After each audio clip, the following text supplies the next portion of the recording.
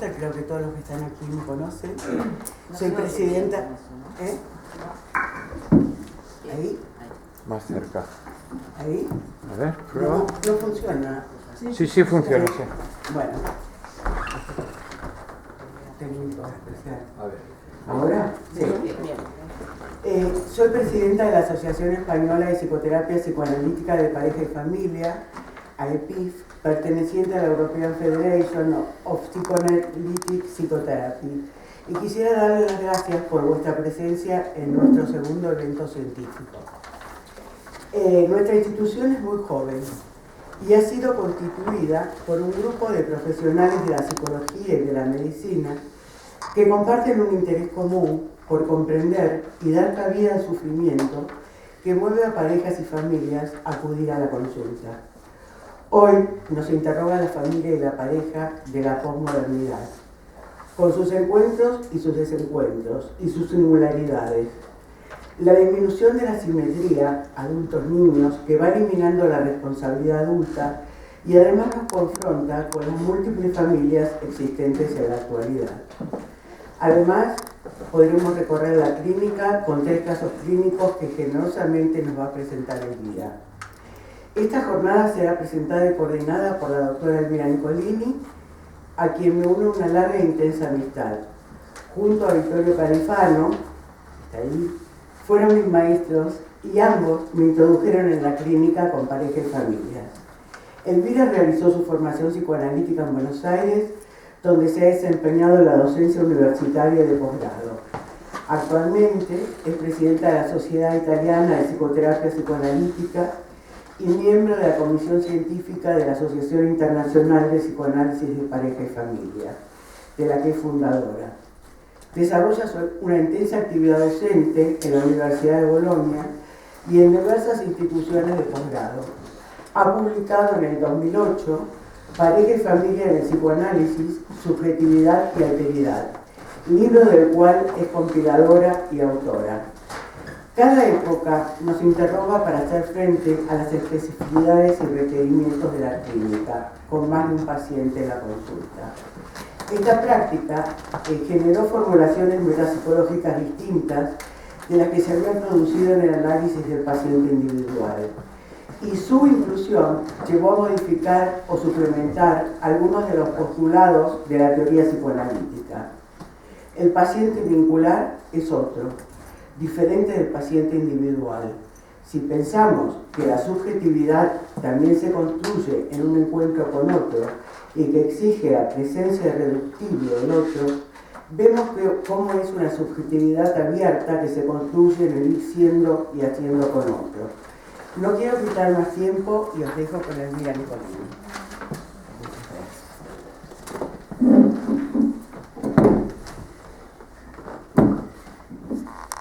Ahora viene. Entonces, les voy a leer este trabajito al que he puesto como título Familias y posmodernidad. 2 puntos, lo que permanece del Edipo. Para introducir una reflexión referida a las transformaciones que se han producido en los actuales vínculos familiares, he pensado de leeros un fragmento de Derrida que nos ayuda a pensar cómo podemos entender hoy el término familia. En un libro en el que se retoman las conversaciones mantenidas con Elizabeth Rudinesco, dice: ¿a qué se llama familia? Yo no diría sin vacilar que la familia es eterna. Lo que es inalterable, atravesando la historia con mayúscula, es que hay o que haya algo que se llama familia, un lazo social organizado en torno a la procreación. Y poco después agrega: yo no hablaría de una eternidad de cualquier modelo familiar, pero sí de una transhistoricidad del lazo familiar. ¿Pero a qué se parecerá su organización dentro de siglos y milenios? Es difícil decirlo, y aclara: Con la palabra organización me refiero aquí a aquello que instituye un modelo normativo, incluso legal o dominante, en una sociedad dada. Y efectivamente yo voy a afrontar hoy el tema del Edipo sobre dos de sus vertientes. Una que digamos, está centrada en la constitución del psiquismo desde la infancia, la noción de Edipo que conocemos más frecuentemente, y la otra precisamente como modelo normativo dominante en la cultura, como modo de organización estructurante de nuestra cultura, la familia estructurada conforme a un modelo que es el que ha dominado y prevalecido desde la Edad Media y más, ¿no?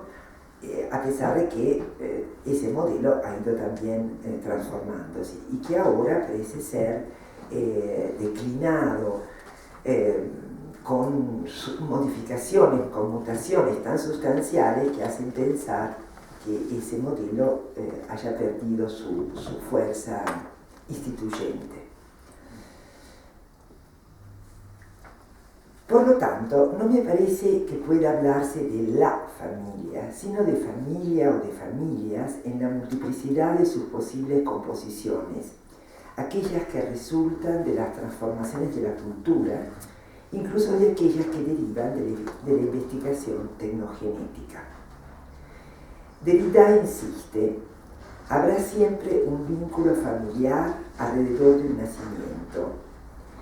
Y si este autor se detiene a puntualizar la importancia de los desarrollos tecnocientíficos, como la inseminación artificial, la donación de gametos masculinos y femeninos, etc., es porque ellos han producido un cambio radical en las certezas que se creían inconmovibles.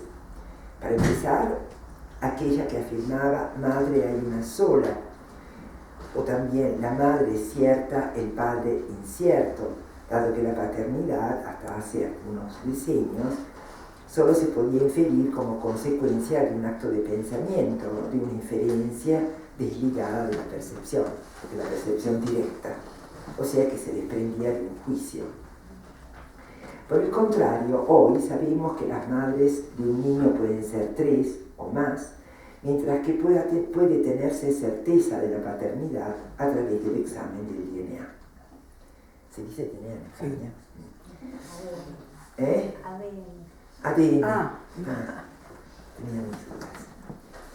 Pero sabemos también que padre y madre, sea desde la perspectiva simbólica o cultural, pero incluso psicológica, cuanto fantasmática, pueden serlo plenamente personas que jamás han gestado un hijo. Esto es cuanto confirma la práctica clínica y nos reconduce a la centralidad del vínculo cuando se piensa en la familia, como señala Derrida, cuando afirma que el psicoanálisis siempre quiso ser un psicoanálisis de las familias. Pero entonces, ¿quién hace familia? No les pasará desapercibido que el autor radica este vínculo también en su posible diversidad en el terreno de la procreación. ¿Son entonces los hijos quienes hacen familia? Esto es, crean en torno a sí aquel entramado de vínculos imponiendo su necesaria existencia. Desde esta óptica, como señala Bernstein, los hijos reales, virtuales o imaginarios, frutos del deseo o de la casualidad, preceden la familia, constituyen su fundamento. Y es esto lo que de la familia puede permanecer invariable, sea cual sea, o cual pueda devenir a lo largo de las transformaciones en las que se declina la cultura. Ciertamente, estas transformaciones imponen fuertes cambios a la configuración de los vínculos familiares. Nos encontramos y se reflexiona sobre las familias monoparentales, reconstituidas, homosexuales, adoptivas, etc., intentando dar cuenta de sus particularidades y especialmente de entender si son las configuraciones mismas que imponen transformaciones y cuales en la estructuración psíquica de los sujetos que forman parte de ellas. Volveré sobre este aspecto proponiéndoles algunos fragmentos clínicos. Pero antes, quisiera recordar que también la familia heterosexual posmoderna tiene infinitas subespecies, y el modelo edípico, aún dominante en la familia occidental, considerado universal en su función estructurante como articulador central de la organización psíquica humana y de las mismas teorías psicoanalíticas en realidad, muestra hoy sus límites que no podemos reducir a la diversidad de las formas en que se modula en la singularidad de cada historia personal y familiar. Como les decía, no me refiero al complejo en su función relativa a la sexualidad infantil, sino al Edipo en calidad de referencia, de base de la cultura, de la organización social humana y por lo tanto de la organización familiar.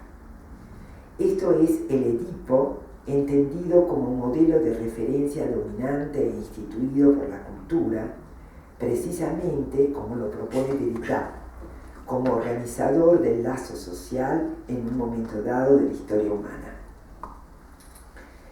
El Edipo es actualmente objeto de una profunda revisión y es la clínica, a mi entender, el ámbito que nutre la necesidad de esta reflexión. No se trata de destituirlo en su valor, pero sí de considerar un movimiento que, descentrándolo, recupere su vitalidad al admitir su papel y su peso en el contexto de una complejidad que admite la presencia de otros factores que son ellos mismos complejos. Pienso, por ejemplo, al rol del narcisismo y de la pulsión de muerte en sus múltiples derivaciones, al rol de la autoconservación de la vida, de la transmisión generacional, dado que todos ellos participan en la constitución subjetiva que caracteriza la cultura actual. Ciertamente, no se trata de sustituir la centralidad del Edipo con cualquier otra teoría, pero sí se trata de dejar ese centro vacío de obstaculizantes modelos que intencionalmente o no tienden a preestablecer la lectura de los cambios ocurridos y que en modo particular determinan nuestra posible lectura de la clínica según categorías preestablecidas y consideradas inmutables, incontrovertibles. Ciertamente, esto nos dejaría más huérfanos, pero al mismo tiempo concedería más libertad al pensamiento. Este vacío central, necesario a la teorización psicoanalítica y psicopatológica, me parece imprescindible por varios motivos. No solo para rescatar la importancia de la dimensión temporal, de una temporalidad abierta a la complejidad de una constitución subjetiva que no se plasma una vez por todas, siempre inacabada y nunca definitiva, siempre sujeta a cambios. Pero especialmente pienso que este vacío central concerniente a la importancia relativa de las teorías psicoanalíticas que coparticipan en la búsqueda de las determinaciones psíquicas sea necesario para dejar espacio al reconocimiento de la singularidad de la resultante que la clínica nos muestra. En relación al complejo de Edipo, me ha parecido particularmente lúcida la posición de Sylvia Bleichmann, que escribe: el modelo de familia que conocemos está en proceso de cambio. Nos encontramos con nuevas formas de engendramiento y de procreación. Como ven, cada referencia a los cambios que aparecen en la familia remite casi inmediatamente, pero de una manera fundamental, a las formas de procreación. Entonces, releo. Nos encontramos con nuevas formas de engendramiento y de procreación, desconocidas hasta ahora. Rota la relación entre procreación y sexualidad. No hay ninguna razón para que la gente tenga hijos salvo porque quieren, por angustia de muerte, por el deseo de trascendencia y la necesidad de amar a otro. El complejo de Edipo, que la autora considera que es indudablemente el eje ordenador del amor al semejante, da cuenta de un modo de constitución de la subjetividad históricamente determinado, que debe ser desprendido de los elementos de universalidad que guarda, y son la asimetría sexual y simbólica del niño y el adulto, la prematuración de la cría humana como efecto de la presencia de la sexualidad inconsciente del adulto, la ligazón amorosa al adulto como forma de reengarzamiento y sublimación del deseo pulsional. Esta autora, siguiendo las enseñanzas de Laplanche, pone en primer plano el papel fundamental de la asimetría presente en el vínculo entre el niño y los adultos que cuidan de él. Asimetría sexual y simbólica parental, constituida en la singularidad de la experiencia y de la historia personal con su significación inconsciente. Y concluye, siendo el niño parasitado sexual y simbólicamente por el adulto, en la medida en que éste introduce formas de la sexualidad en todos los cuidados precoces que le brinda, el complejo de Edipo no puede ser considerado de origen evolutivo y endógeno. Debe ser reinventado, haciendo invertir la dirección desde la cual Freud lo ha pensado, y afirma: podemos reformular el Edipo como estructura fundante y más allá de las formas históricas que asume, como prohibición que toda cultura ejerce respecto a la apropiación del cuerpo del niño como lugar de goce del adulto. Esta conceptualización sostiene el núcleo central de la prohibición en el interior de la simetría sexual y simbólica intergeneracional, reubicando al mismo tiempo el carácter fundante de la prohibición como lugar generador del fantasma infantil. De esta manera, la autora impone un cambio radical a la dirección a la cual se dirige la prohibición del incesto, naturalmente, no alterando su valor como marca determinante de la pertenencia a la cultura.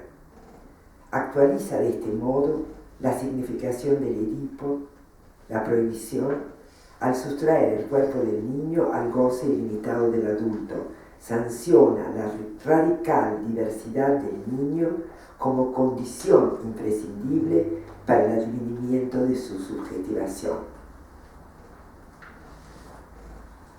La transmisión de la interdicción y el acceso a la cultura, con sus efectos estructurantes para el psiquismo infantil, se cumpliría así en acto a través de la asunción de la prohibición.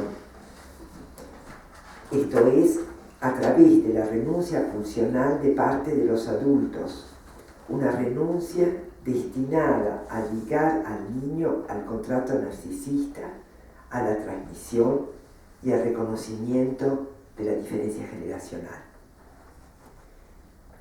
Es sin duda una hipótesis fuerte en un periodo histórico en el cual prevalece la homologación. La homologación en perjuicio de las diferencias como consecuencia de la evaporación del padre, cual fondo simbólico compartido de los intercambios intersubjetivos y del desdibujamiento de su función protectora de guía respecto de la renuncia pulsional y de tutor de los vínculos familiares y sociales. Seguramente este es un rasgo que insiste en las familias actuales, la pérdida de diferencias individuales y generacionales, y por lo tanto la pérdida de la mirada sostenedora de la función paterna. En el interior de la pareja, los intercambios se establecen desde posiciones recíprocas más uniformes entre pares, más difusas en lo que se refiere a la distribución del poder, menos diferenciadas. También esto sugiere un modo diferente de declinar el Edipo. Los componentes de la pareja se alternan en la función paterna y materna. Los padres se han ido aproximando, sustituyéndose en los cuidados y en el rol tradicionalmente cumplido por la madre, a veces con una modalidad seductora y peligrosamente próxima a lo incestuoso. En cuanto a las madres empeñadas en otros aspectos,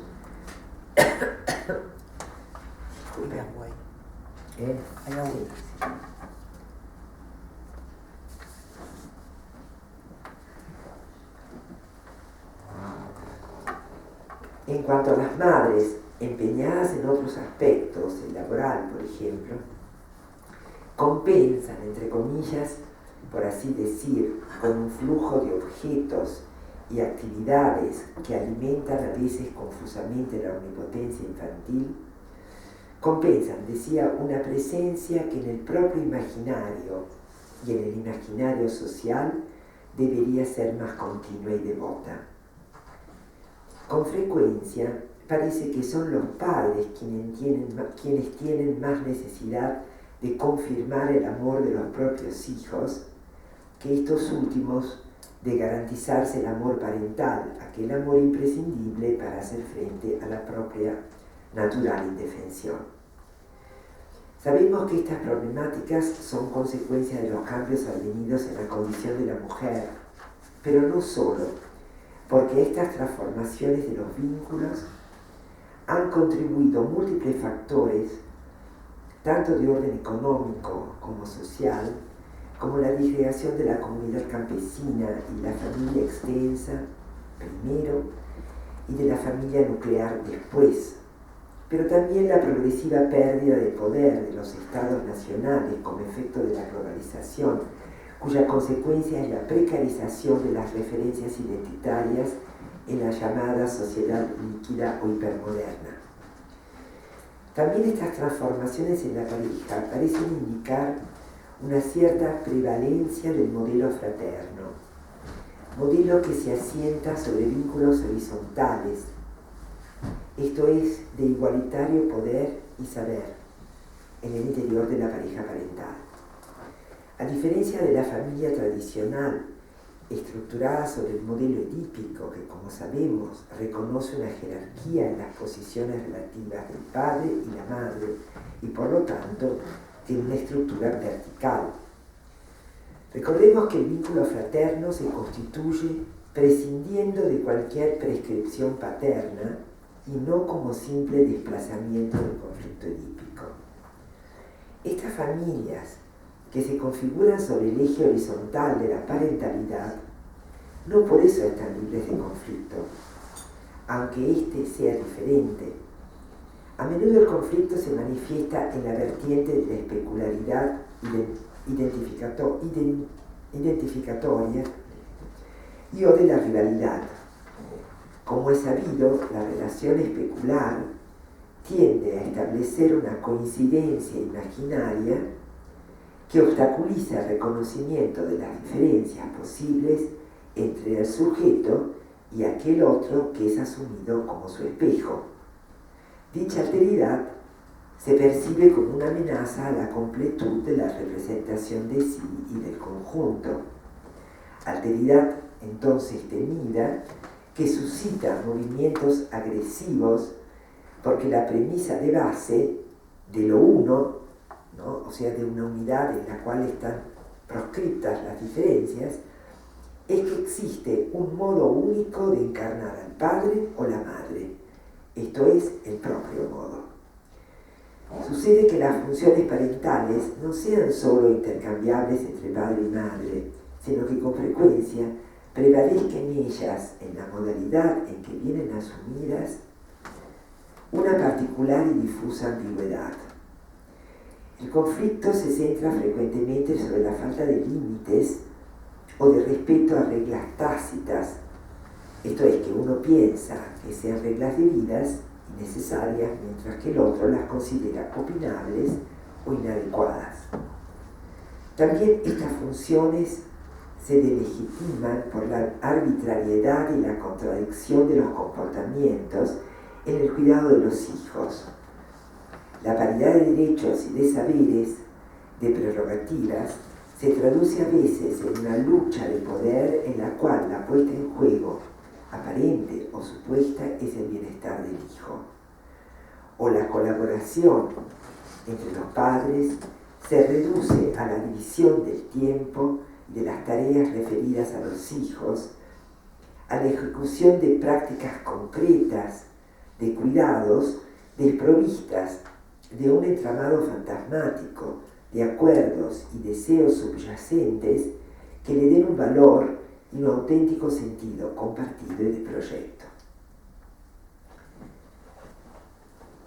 En síntesis, aquello que descubrimos en las familias hoy es un trabajoso intento de resistir el empuje a la disgregación operante en el contexto social, que apunta a un individualismo atomizante que desliga, fragmenta y reduce el encuentro con el otro y la dimensión del deseo a la repetición mortífera de lo idéntico, de lo mismo, del símil, de la homologación. Por este motivo, entre tantos modos posibles de describir qué puede entenderse por familia, les he propuesto el fragmento de Derrida que pone el acento sobre los vínculos, personas, sin otras especificaciones de sexo y edad, dado que sabemos que en cada sujeto está presente lo masculino y lo femenino, a condición de pertenecer al variado ámbito de la cultura atravesada por las prohibiciones fundamentales. Vale decir, como sostiene Derrida, si nos reconocemos formando parte de algo que hace vínculo en torno a aquello que para nosotros humanos es la vida. Un nacimiento real o simbólico. La familia es esto, sujetos que en su singular y radical diversidad se constituyen y se reconocen en un conjunto, hacen comunidad y se suplementan en el cuidado de los hijos, sean estos reales o fantasmáticos. Seguramente en las familias que recibimos en nuestros consultorios no reconocemos la reproducción lineal de aquel modelo tradicional que define las funciones parentales, sobreponiéndolas a la diferencia de sexo. Los modelos son abstractos, ideales, con frecuencia son simplificaciones y siempre son impersonales. A diferencia precisamente de las personas o de las familias, cada una de las cuales tiene su historia y constituye una realidad única. Con algunos fragmentos... Yo pararía aquí y daría juego a las preguntas, porque se han tocado temas importantes y fuertes. Función del padre, el Edipo no en el centro, que debe suscitar, me imagino, preguntas en vosotros, ¿no? Así que dejaría abierto a las preguntas para después trabajar con el material clínico.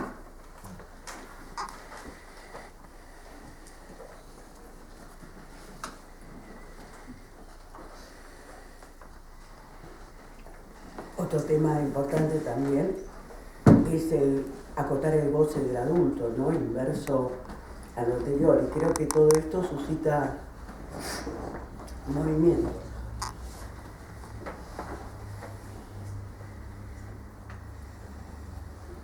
Podría establecer la diferencia entre el padre y la función paterna o materna. Bueno, clásicamente, digamos, o en los desarrollos Ustedes recuerdan que la familia tradicional, diría así, para no colocarla temporalmente, la familia, porque subsiste aún hoy, ¿no? La familia tradicional, como les decía, organizada sobre un eje vertical, asigna al padre, digamos, el padre es el representante no solo de la ley, sino también el depositario del poder. En la familia tradicional, la madre puede representar al padre en ausencia del padre y tiene consecuentemente un poder vicario, digamos, pero está sujeta al poder del padre y a la autoridad del padre. Y por supuesto el padre tiene derecho de vida y de muerte sobre los hijos. Esto es una verticalidad. Algunos de ustedes habrán visto una película que se llama La cinta blanca.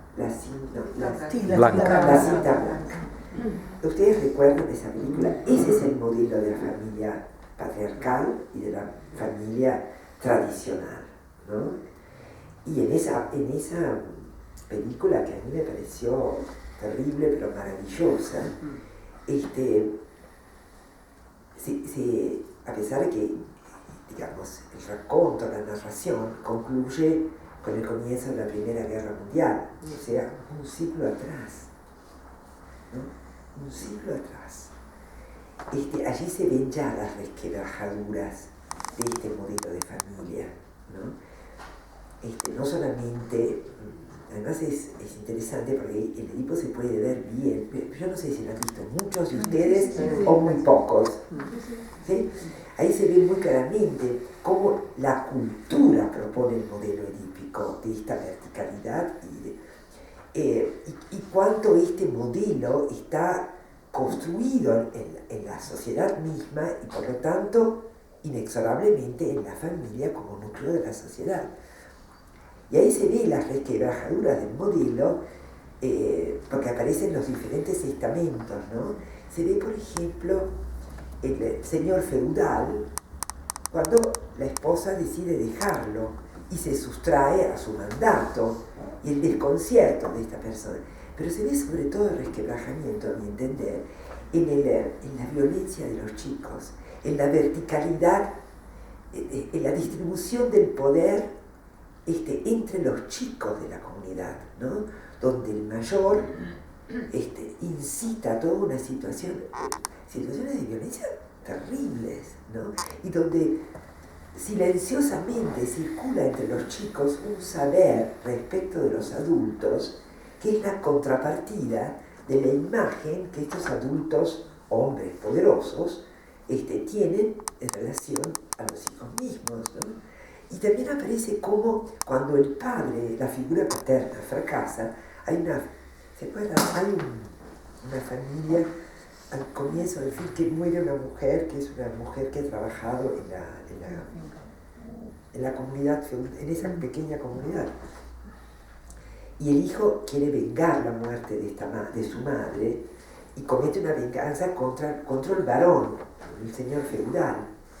Y el padre que fracasa en contener las emociones se suicida, ¿no? O sea que esta función paterna viene siendo discutida desde hace por lo menos un siglo, ¿no? Y efectivamente, si nosotros miramos las familias de ahora, lo que conocíamos como función paterna está muy desdibujado, ¿no? Nosotros muchas veces equivocamos porque tendemos a considerar ese desdibujamiento como ausencia de padre, ¿no? Y yo creo que no es tanto la ausencia de un padre cuanto una declinación diferente de la función paterna, como hay una declinación diferente de la función materna, porque las mujeres, no todas por supuesto, porque les decía, el modelo tradicional sigue subsistiendo en nuestra cultura, ¿no? Pero las mujeres no se sienten sometidas a la autoridad del marido y al poder del marido como en la cinta blanca, ¿no? O sea que hay reacomodaciones. El problema es que esta nueva configuración tiende a poner conflictos diferentes y tenemos que leer cuáles y entender de dónde vienen. Este es el asunto, ¿no?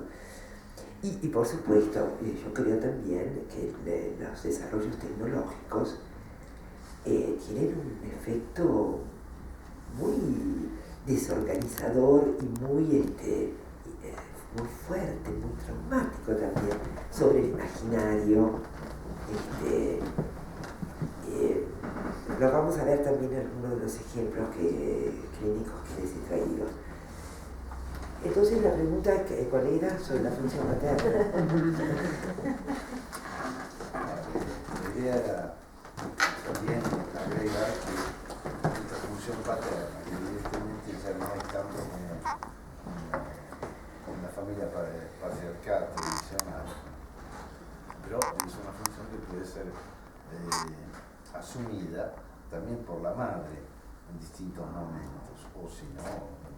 Pero eso, por supuesto, es una función, ¿no? No tenemos que superponer la función paterna al individuo de sexo masculino presente en la familia, porque eso deja de ser una función. Una función es, digamos, un conjunto de haceres y saberes que son necesarios al interno de la estructura familiar. Después los puede desempeñar también un hijo.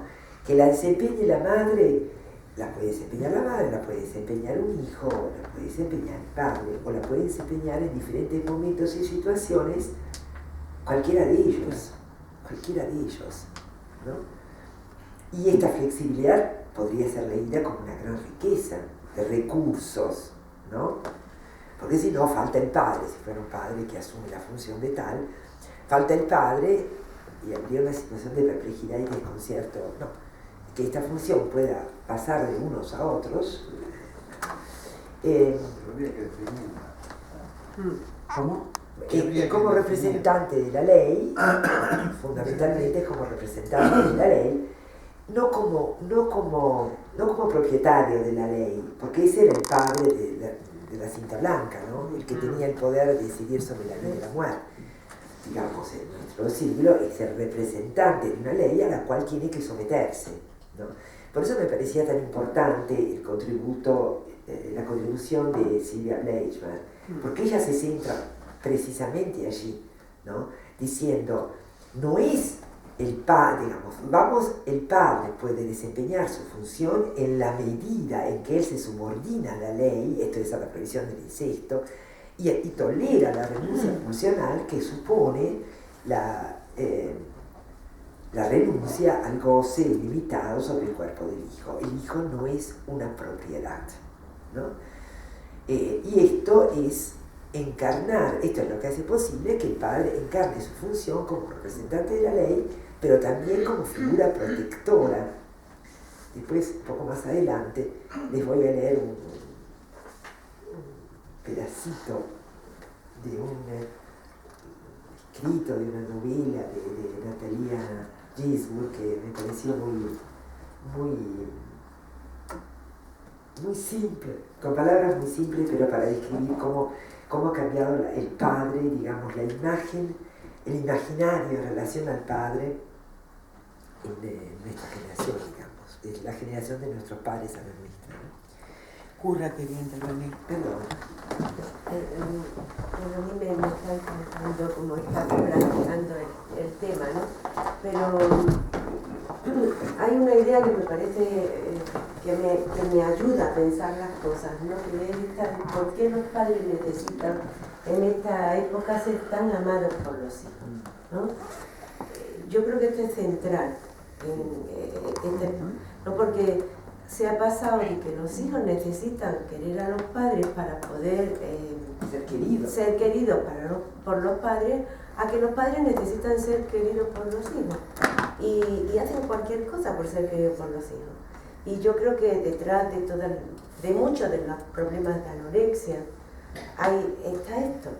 O sea, está esta madre que no puede no ser querida por la hija y no puede soportar ni una rajita, ¿no? En la que pueda sentir que el amor de la hija se le va y un padre en muchos momentos que no puede tampoco sostener ser vicario de la ley, ¿no? Parece que está tocando un tema fundamental a la hora de podernos plantear qué pasa con esto, ¿no? La idea de homologación a mí me ayuda a pensar la familia de hoy. Sí, digamos, sí, yo es un poco las cosas que señalo porque me parece que la clínica nos muestra muy claramente esto, ¿no? Donde los hijos tienen que ser proveedores narcisistas de los padres. Este es el problema, ¿no? Como si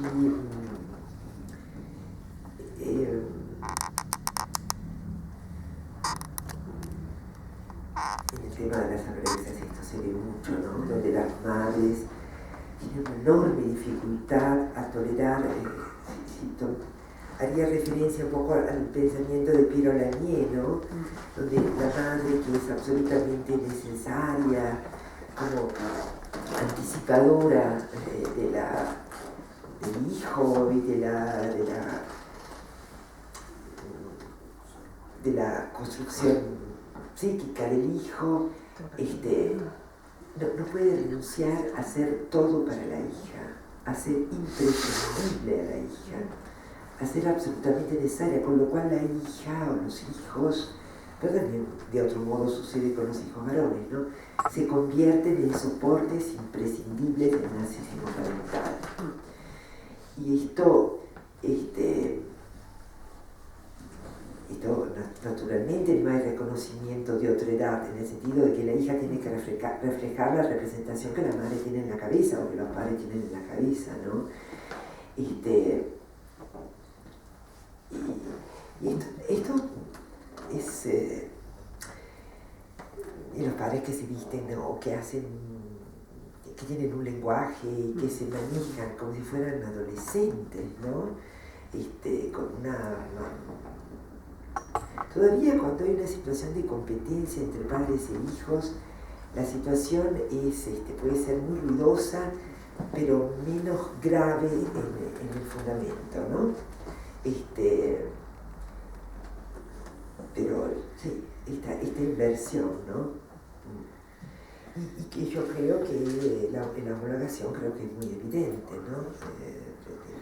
Bueno, es también el reflejo de la globalización, de la necesidad de ser todos jóvenes, de mantenernos muy jóvenes, de las estéticas y de las plásticas y de las... y yo pienso que esto es un signo de nuestra época, ¿no? Pero entonces toda la simetría necesaria, ¿no? Se pierde, no viene reconocida y también estos chicos están constreñidos a crecer muy velozmente, ¿no? Es como si hubiera una situación de desaparición de la infancia, ¿no? De la infancia, si uno lo piensa como espacio no reglado, como espacio de juego en el sentido winnicottiano, ¿no? Donde la posibilidad es del despliegue de la fantasía, ¿no? De una confrontación muy gradual con la realidad, ¿no? Y con los aspectos operacionales y funcionales, prácticos de la realidad, ¿no? Es como si hubiera un progresivo borramiento de la infancia, ¿no? Y eso se ve mucho si uno circula por las escuelas primarias, estoy diciendo, ¿no? Las niñas vestidas como adolescentes, ¿no? Y consecuentemente una exigencia y una sexualización, una erotización, ¿no? Una sexualización muy precoz, donde hay un cierto borramiento de la latencia y entonces hay una afluencia y un empuje pulsional muy exacerbado para hacer frente al que el aparato psíquico tiene que hacer frente, ¿no? Y entonces el privilegio de las salidas a través del acting, de la actuación, del acto, de las patologías de la acción, de las impulsiones, de las drogas, de las dependencias, o bien la cosa somática, ¿no? Como cantidad no metabolizada, no fantasmatizada, no simbolizada, ¿no? Curra, querías hablar. No, Sí. no, simplemente planteaba como en lo social se nota mucho porque el usted aquí en España ha dejado de funcionar. ¿Qué cosa? El usted. Ah, claro, ya no hay más.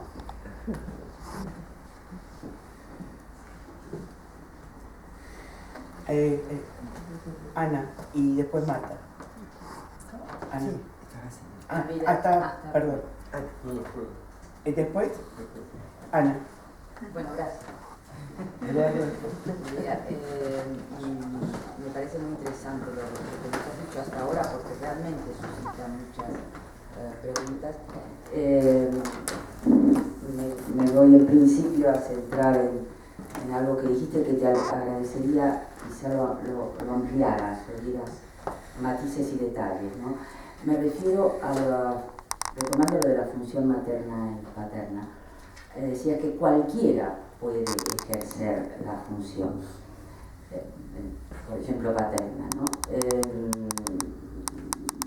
Yo me imagino, creo que haces referencia siempre y cuando se sostenga el modelo edípico, quiero decir, el modelo triangular, ¿no? Donde hay dos que ejercen sus funciones y uno, hijo, que ocupa un lugar tercero.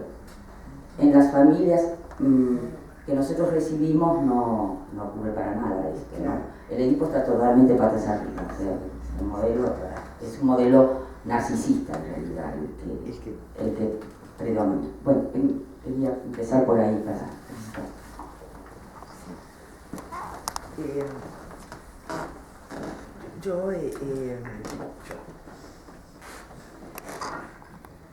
Yo comparto eventualmente yo comparto los desarrollos de los autores que más que hablar de la triangulación, sí, seguramente, pero una cosa es la triangulación porque hay tres personas, otra cosa es la triangulación pensada en términos del Edipo, ¿no?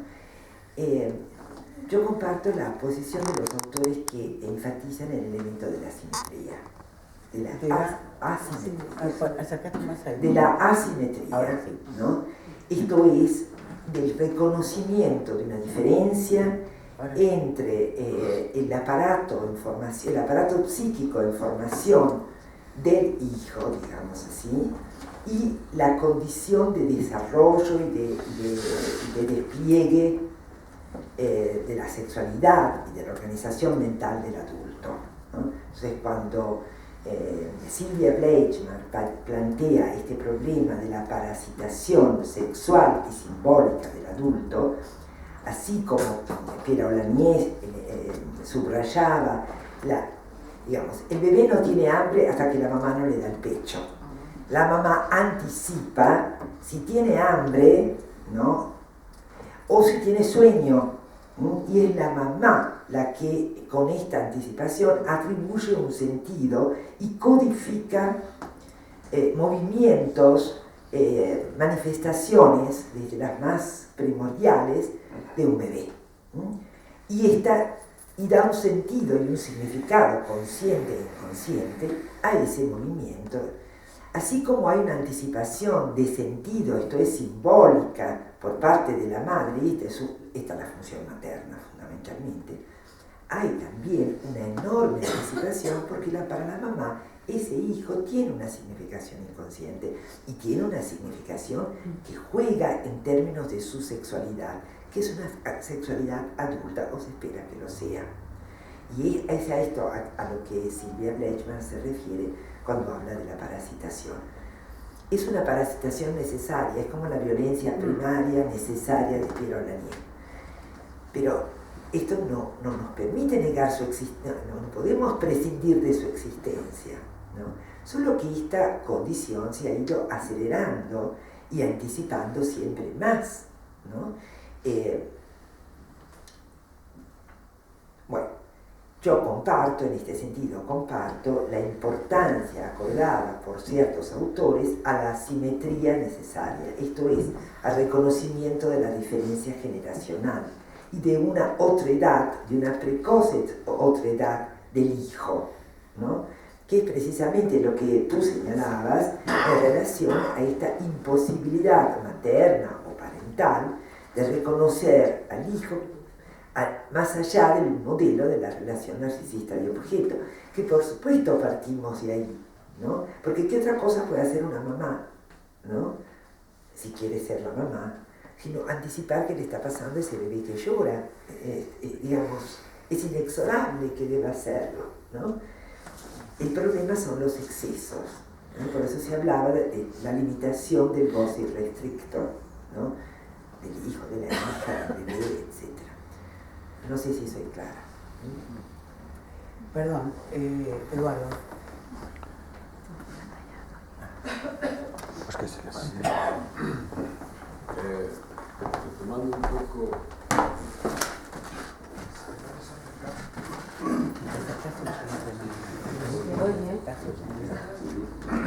Hola. Sí, retomando un poco la cuestión de la parentalidad, es interesante ver que hay un auge y un deseo de los padres de ser padres diferentes al modelo patriarcal. Esto obviamente está dado en los últimos 30 años aproximadamente, no solo por la globalización, sino que también la incorporación de la mujer al trabajo, que permite y que obliga a que se hayan compartido los roles, y también la cuestión, una toma de conciencia de los padres en cuanto a su función y su rol. Ahora bien, el problema, esto se da, obviamente, estamos hablando de sociedades democráticas, porque en sociedades democráticas, el modelo patriarcal sigue persistiendo con la misma virulencia que ha existido, como bien ha señalado, en relación a la película La cinta blanca. Ahora bien, el problema que tenemos hoy, o uno de los problemas que tenemos hoy, es entender qué pasa con ese padre que quiere ser padre y que quiere participar en el desarrollo, en la evolución del chico, en la organización de su aparato psíquico a través de esa interacción, cuando la madre, de alguna manera, no permite eso, porque considera que la educación o el desarrollo del niño hegemónicamente o culturalmente sigue estando en ella. Eso es lo que hace a lo cultural. En lo que hace a lo más psicopatológico, como sabemos, hay madres que dicen este hijo es mío por mis necesidades o mis carencias afectivas, y este hijo o estos hijos me van a nutrir a mí eternamente, y bueno, y van a seguir siendo propiedad mía. Entonces, y esto es bastante frecuente verlo, porque el padre, ante esa situación y su deseo de parentalidad, se tiene que abrir, o se marcha, o se abstiene un poco de esa función, ¿no? Y eso genera un problema fundamental en el seno de la familia, en el seno de las relaciones familiares y en el seno de las relaciones padre-hijo. Entonces, yo quería un poco que si usted, a través de su experiencia, nos contara, es decir, qué es lo que pasa con las relaciones familiares en esos contextos donde la madre no permite, porque la madre tiene que dar entrada al padre. Al año y medio, 2 años, tiene que dar entrada al padre. Si no da entrada al padre, el padre está fuera de combate. Entonces, ¿qué pasa a nivel de las relaciones interpersonales en ese contexto? Y cómo, digamos, cómo la cuestión edípica se elabora y qué consecuencias tiene, ¿no? No sé si se comprende. ¿Sí? Sí, creo que sí. Vale, muchas gracias.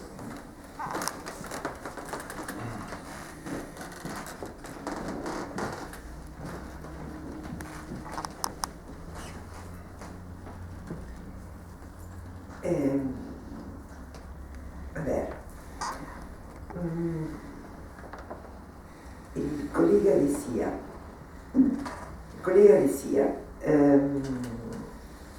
un padre que tiene un deseo de padre, un deseo de ser padre, y que de alguna manera no se reconoce en ese modelo, ¿no? Tradicional, patriarcal, yo diría. El problema es que ese padre tiene que encontrar un modelo alternativo, tiene que encontrar otro modo, y lo que a menudo pasa es que se pone como asistente de la madre, como sustituto materno, no se pone como padre.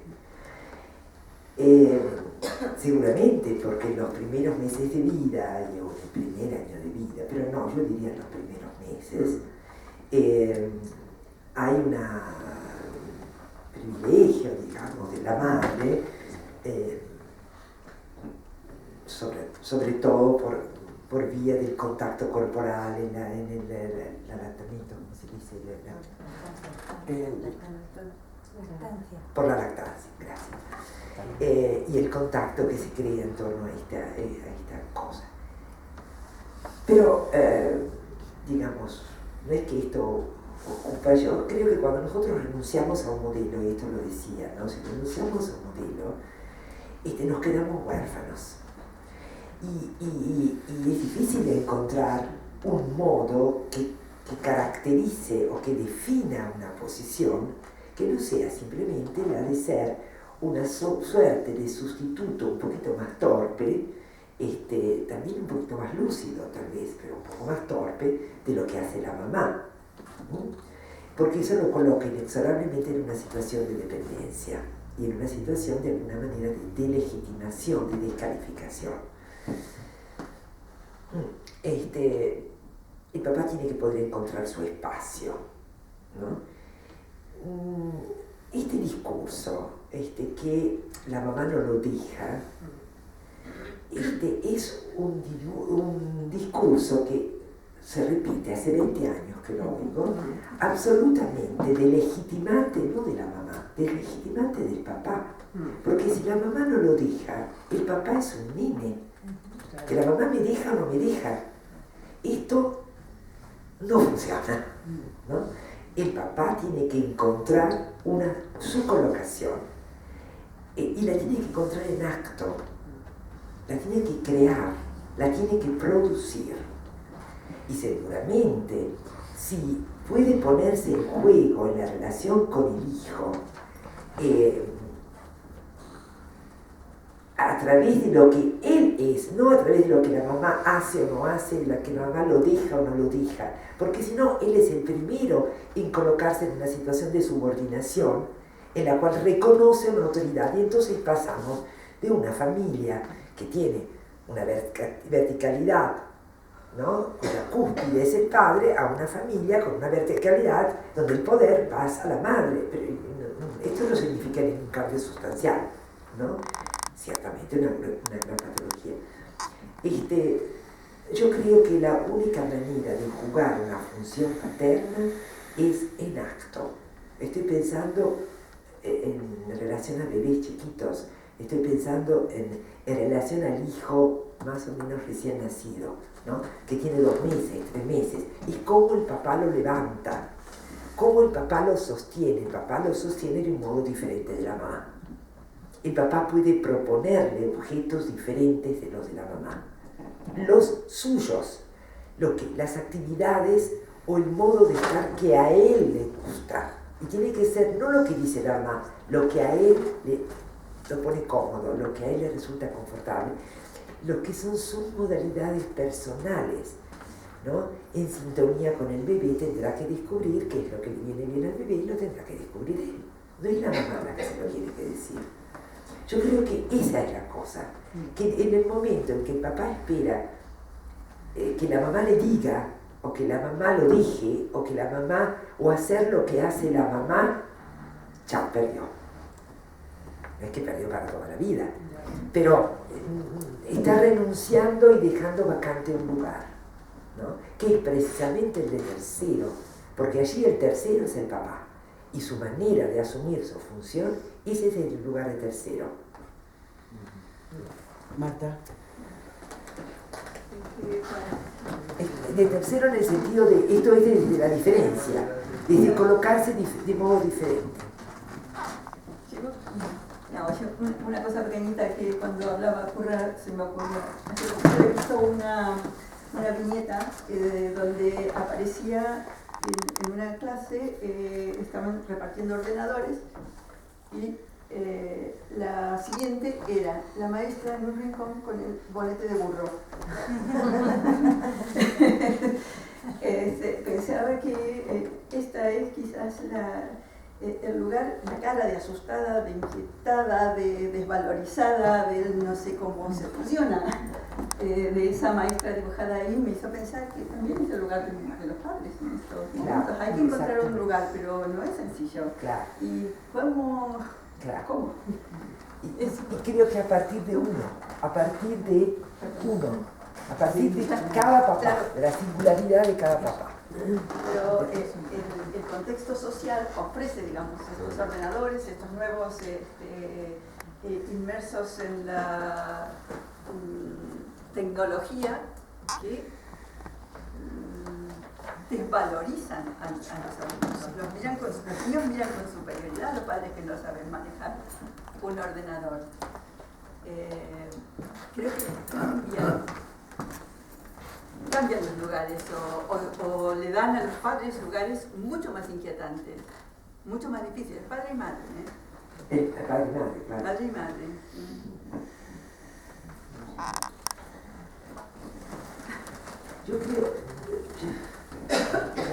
Yo pienso que hay una premisa muy, ¿cómo decir? Muy cronificada, que es la mamá la que va a saber cómo hacer las cosas. Cómo hay que hacer las cosas en relación al bebé.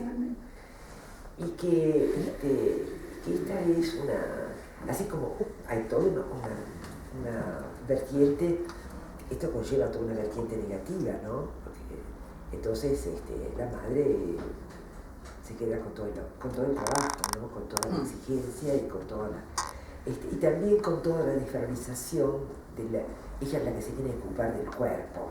El padre es el representante de la ley, de la cultura, de lo intelectual, de la vida espiritual, de lo superior, digamos, ¿no? La mamá es la que se ocupa de cambiar los pañales.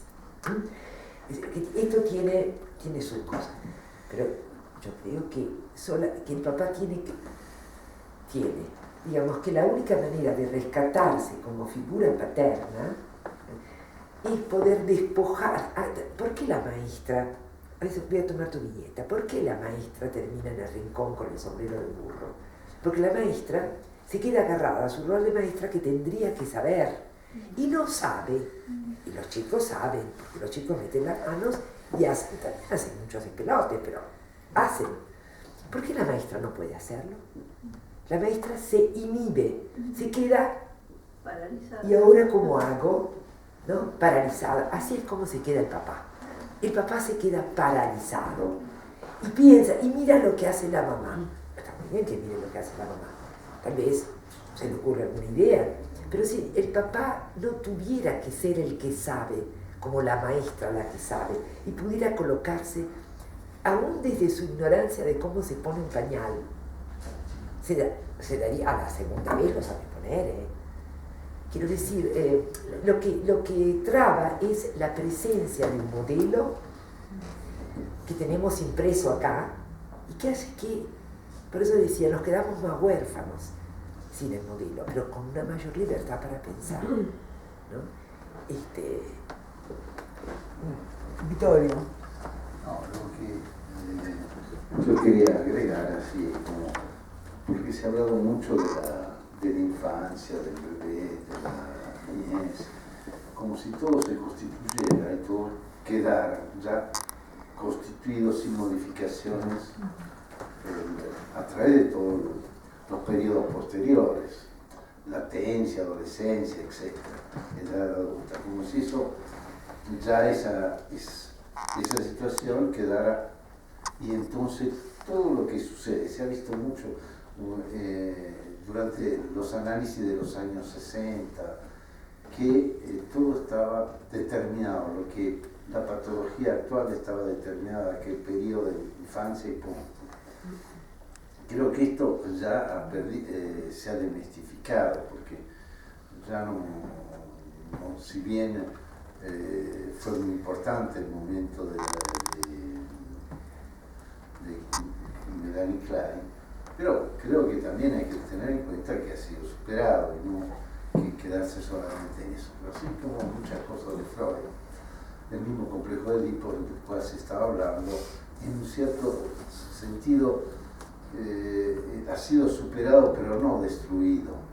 Hay que tener en cuenta eso, porque cuando uno piensa que se supera una situación, aparentemente se está diciendo que se destruye la anterior, como sucede siempre, digamos así, en muchos tipos de pensamiento lineal, donde se elimina la complejidad. Entonces se piensa, bueno, si después de Sócrates vino Aristóteles, entonces ya Sócrates ya no tiene valor, ya ha sido, cuando en realidad como si fuera, no se acepta un movimiento dialéctico que va incorporando y enriqueciendo y complejizando la cosa.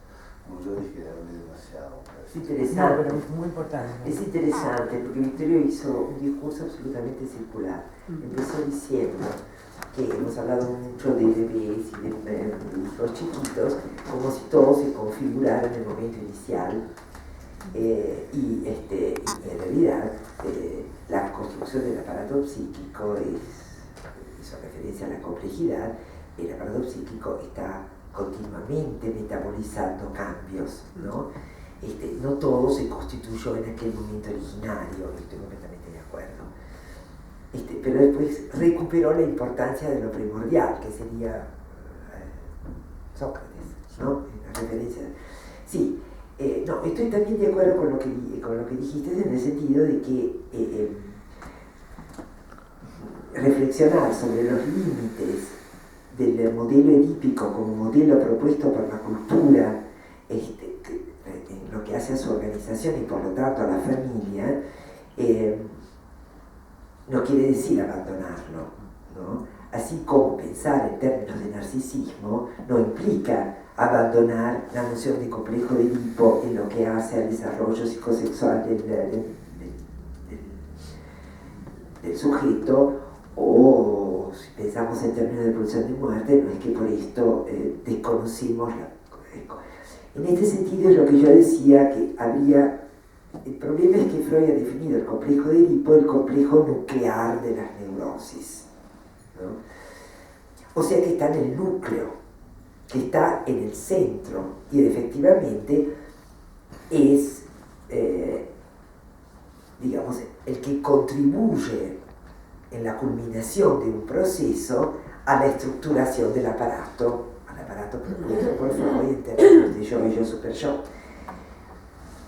La cuestión es si lo descentramos, si lo sacamos de allí y ponemos otra cosa, estamos seguramente... Tal vez haya que dejar ese centro vacío, porque eso nos posibilita ver qué vicisitud ha tenido la psicopatología en este momento de la cultura, o bien la psicopatología o el despliegue de la constitución subjetiva y psíquica de un sujeto que llega al consultorio. ¿Me explico? Y dejemos eso, ese centro vacío, de modo que podamos ver ahí cómo juegan los... Eduardo.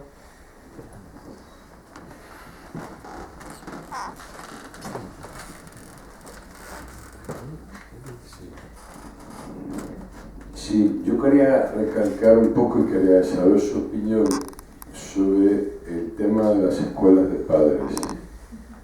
Porque antes se hablaba de escuelas de padres para niños adolescentes o ya en una edad más escolar, y hoy hay una gran auge de escuela de padres para padres nuevos que recién empiezan a ser padres.